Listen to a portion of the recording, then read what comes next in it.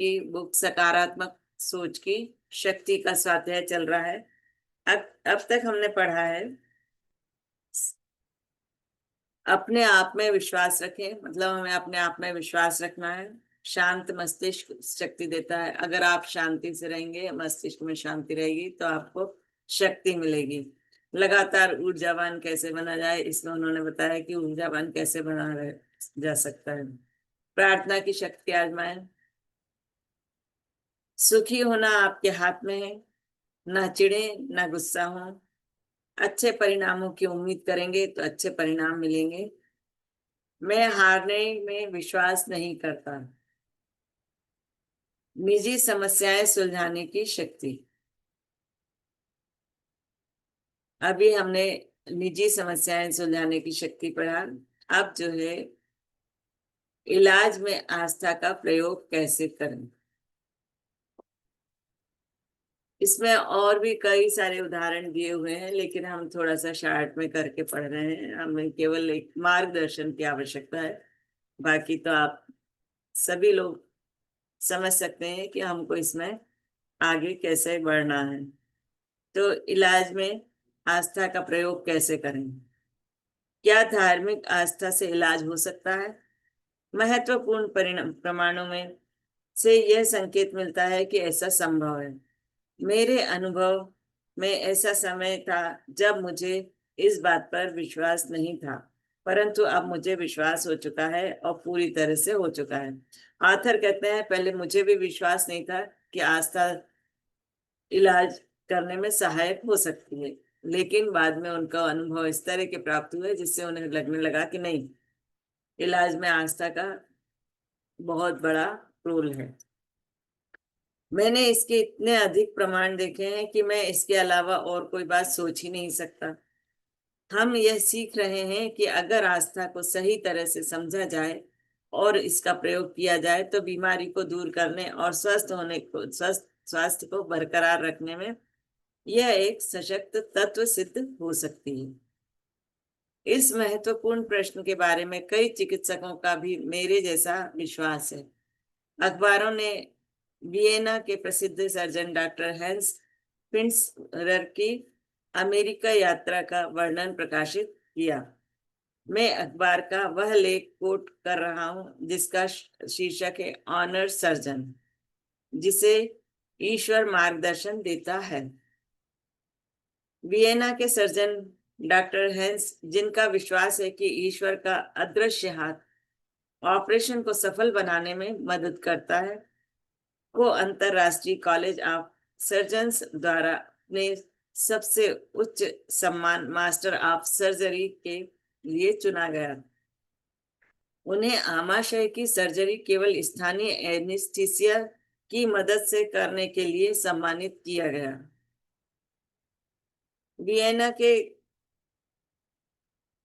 जो प्रोफेसर हुए हैं डॉक्टर हेंस, वह 72 वर्षीय प्रोफेसर हैं और वे 20,000 बड़े ऑपरेशन कर चुके हैं, जिनमें से 8,000 में पूरा आमाशय या उसका कोई हिस्सा हटाना था, और इनमें उन्होंने सिर्फ स्थानीय एनेस्थीसिया की मदद ली थी।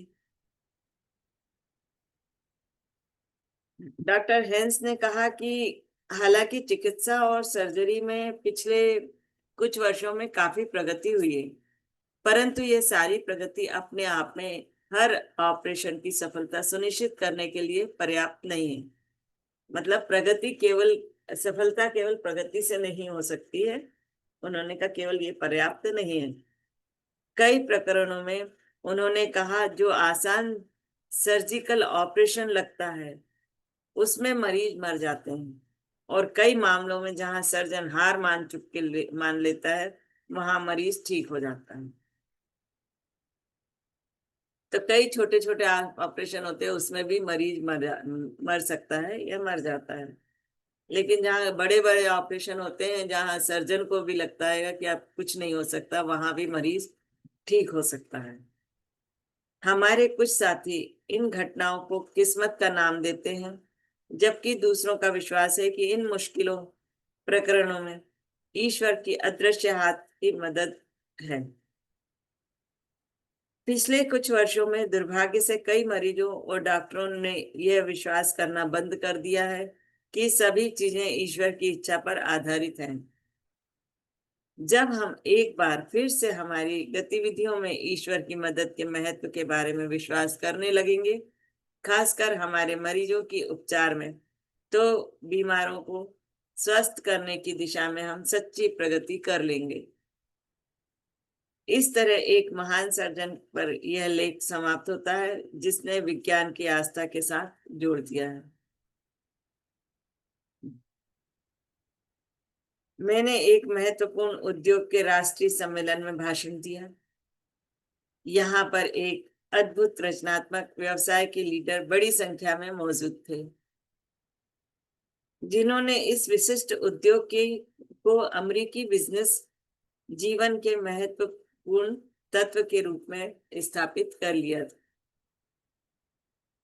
मुझे कुछ हैरत हुई जब सम्मेलन में मंच लंच के दौरान संगठन का एक लीडर मेरी तरफ मुड़ा और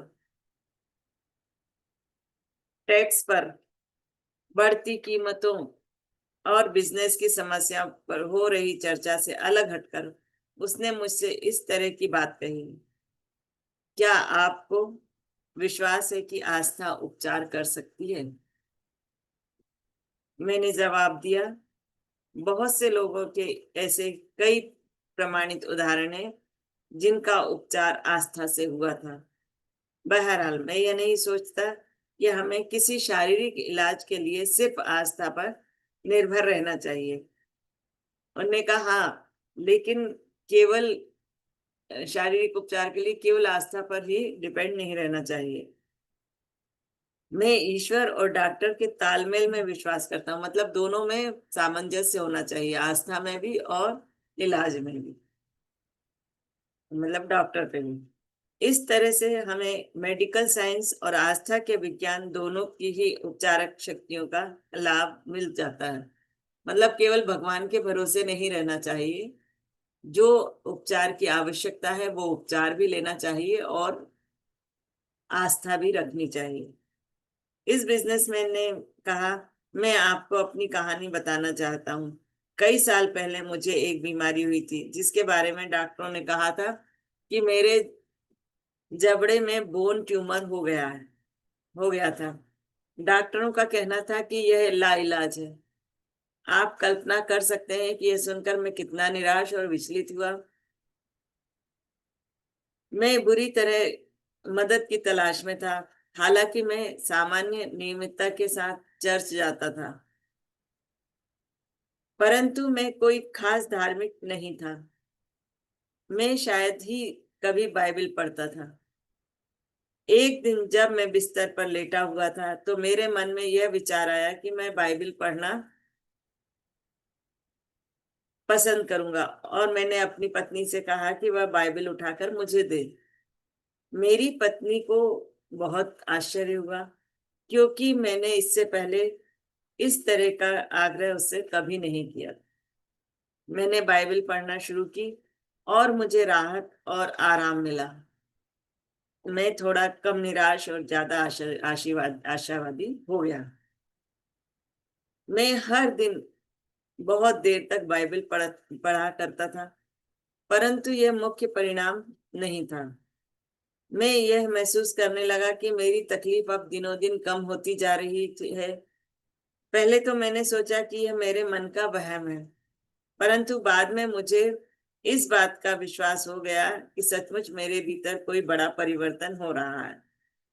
तो ये बिल्कुल सही बात है कि आप कोई भी धार्मिक ग्रंथ अगर पढ़ते हैं डेली, तो उसका इफेक्ट, उसका प्रभाव आपके ऊपर अवश्य ही पड़ता है। रोज कुछ नहीं तो एक पेज गीता जी का या इसी तरह की जो आपको बहुत पसंद है वो ग्रंथ आपको पढ़ना चाहिए, सोने के पहले एक पेज। एक दिन बाइबल पढ़ते समय मुझे सुख और ऊष्मा की अजीब सी अनुभूति हुई। इस अनुभूति का वर्णन करना असंभव है। मैंने काफी समय पहले उस अनुभूति का वर्णन करने का प्रयास करना छोड़ दिया, परंतु उस पल के बाद से मेरी हालत तेजी से सुधरने लगी। मैं डॉक्टरों के पास गया उन्होंने एक बार फिर सावधानी से मेरी जांच की। वे स्पष्ट रूप से आश्चर्यचकित हुए और वे इस बात पर सहमत हुए कि मेरी दशा में सुधार हुआ, परंतु उन्होंने मुझे यह चेतावनी दी कि शायद यह सुधार सिर्फ अस्थायी था। कुछ समय बाद एक बार फिर जांच करने पर यह रिपोर्ट आई कि बोन ट्यूमर के लक्षण पूरी तरह से खत्म हो चुके हैं। अब भी डॉक्टरों ने मुझे यह बताया कि शायद यह दोबारा शुरू हो जाएगा। इससे मैं जरा भी विचलित नहीं हुआ, क्योंकि अपने दिल में मैं जानता था कि मैं ठीक हो चुका हूँ। मतलब उसने विश्वास कर लिया था कि अब मैं पूरी तरह से ठीक हो चुका हूँ। आपको ठीक हुए कितना समय हो चुका है, मैंने पूछा। 14 साल, उसने जवाब दिया। मैंने उस व्यक्ति को गौर से देखा। सशक्त, स्वस्थ और मजबूत दिखने वाला यह व्यक्ति अपने उद्योग के लीडर्स में से एक था। उसने यह घटना मुझे इसी तथ्यात्मक तरीके से सुनाई जिस तरह कोई बिजनेसमैन सुनाता है। इस व्यक्ति के मन में शंका का कोई चिन्ह नहीं था, और हो भी कैसे सकता था, क्योंकि जहां उसे मौत की सजा सुना दी गई थी, वहां अब वह जिंदा और स्वस्थ खड़ा था। यह किसने किया? डॉक्टर के इलाज और यह और क्या था? स्पष्ट रूप से आस्था, जो उपचार करती है। इस सज्जन द्वारा बताया गया उपचार इसी तरह के कई उदाहरणों में से एक है, और उनमें से बहुतों को सुयोग्य मेडिकल संस्थाओं ने प्रमाणित किया है। तो ये आज का स्वाध्याय हम यहाँ पे रोकते हैं। तो मतलब अगर हम आस्था, विश्वास, ईश्वर पे विश्वास रखते हुए अगर हम इलाज लेते हैं तो बड़ी से बड़ी बीमारी को हरा सकते हैं।